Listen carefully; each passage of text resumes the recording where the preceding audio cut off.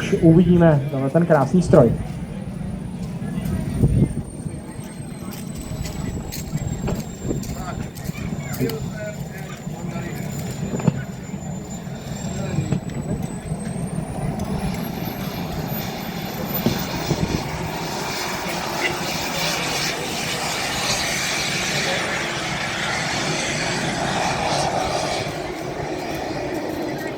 Tak F16 už nám odstartovala, za knipli by měl být Jirka Schindler, jestli vidím správně. A jelikož se nikdo nebrání, tak tomu tak asi bude.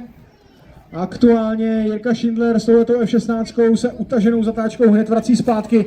Dobré by bylo vám hned prozradit, že tahle ta maketa, a opravdu je to maketa, ten marking je věrný své předloze, která je opravdu přesně takhle někde v Arabských Emirátech, mám pocit, nebo kde. Podívejte se, teď tenhle manévr, ta vývrtka směrem dolů, která byla hodně utažená a hodně placatá, tak prozrazuje, že ten stroj má vlastně vektorovanou trysku, protože ta obratnost samozřejmě by jinak nemohla být taková.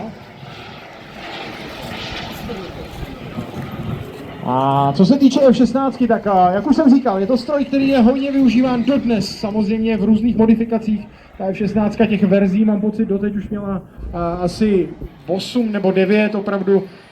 Je to stroj, který se snaží samozřejmě udržovat při životě různými modernizacemi a podobnými upgradey. No a podívejte se, tak F16 v placaté vývrtce, tak maketa, která předvádí tohle, tak to je zase jiná disciplína. Když tady máme stroje, které jsou speciálně na to určeny, tak samozřejmě OK, ale pokud se tady objeví stroj, který je naprosto věrný své předloze a ještě umí takovýhle tričky, teď navíc s využitím toho protivětru v podstatě stojí na místě a dokáže zaviset tu F16 ve velkém úhlu náběhu nějaké rychlosti pár kilometrů za hodinu dopředu, tak to je neskutečné. No jak už jsem říkal, F16 zařazená do výzbroje americké armády, ať se v tom nemotáme, někde 17. srpna 1978. Opravdu první vzlet byl v roce 74, takže to jsem si pamatoval v podstatě dobře.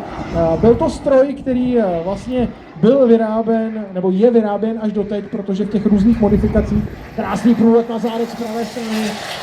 Podívejte se, to letadlo sedí ve vzduchu jako opravdu na kolejích. Zajímavost té F16, ještě když se dostaneme k těm technickým parametrům, tak v podstatě vlastně byl to první z těch strojů té doby, který byl navržen už od začátku jako aerodynamicky nestabilní letadlo. Byl to jeden z těch prvních strojů, který měl řízení takzvaně fly-by-wire, to znamená, že ty řídící plochy nebyly nějakým způsobem přes hydrauliku přímo propojeny s tou ovládací pákou, ale byl to první stroj, Jirka se nám hodně rozdováděl, byl to první stroj, který v té reálné předloze opravdu využíval kompletně to řízení tím počítačem a ten pilot vlastně byl jenom tím člověkem, který říkal, co by to letadlo mělo dělat, ale to samotné natočení těch jednotlivých ovládacích ploch právě řešil už ten samotný počítač, protože to letadlo díky tomu, jak bylo navrženo jako aerodynamicky nestabilní, tak díky tomu zase dostalo neskutečnou obratnost. A přesně to, co nám teď ukazuje Jirka, samozřejmě tady je to ještě umožněno nebo umocněno tou samotnou vektorovatelnou tryskou, tak právě to uměl i ten klasický velký stroj, kdo jste na některých leteckých dnech viděli právě F16, tak vlastně byl to jeden z takových těch prvních strojů, který se dokázal otočit opravdu takzvaně na pětníku, že to nebyla klasická stíhačka, která vždycky odlétla od letiště, udělala zatáčku o poloměru 1,5–2 km a zase se vrátila zpátky. Byl to stroj, který opravdu v té reálné velikosti dokázal manévrovat na pár stovkách metrů. Tak a podívejme se, Jirka to má naprosto v ruce a opět po větru. Koukejte, krásně je ten stroj snášen v té placaté vývrtce směrem po větru doprava, tak a to je velká paráda. Když se podíváme na technické věci právě tohoto stroje, jak už jsme si říkali, váha nějakých 25 kg, rozpětí 3 metry a průlet nějakých 20 cm, tak to byla velká paráda. Tak se to teď dává! Až mě mráz po zádech trošku běhá, protože ty manévry jsou opravdu na hranici toho, co se v tomhletom povětří dá dělat.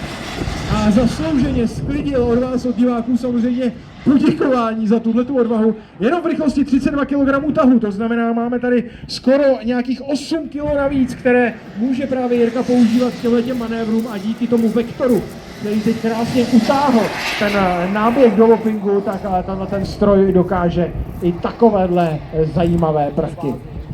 Jirka se nám opět vrací z té pravé strany, jsem trošku teď napnutý, co nás bude čekat, vypadá to minimálka. Ne, tohle rozhodně minimálka není.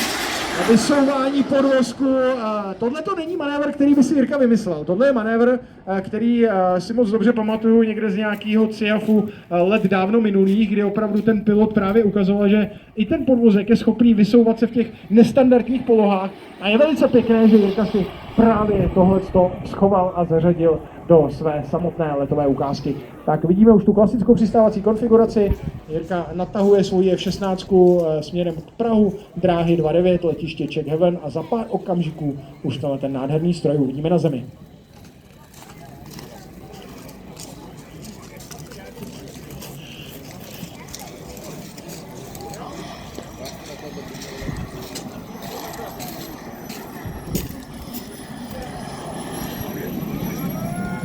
Tak to bylo neskutečné a to si zaslouží obrovský potlesk. Jirka Šindler teď ukázal, že je to pilot par excellence. To přivedení na velkém úhlu náběhu na minimální rychlosti s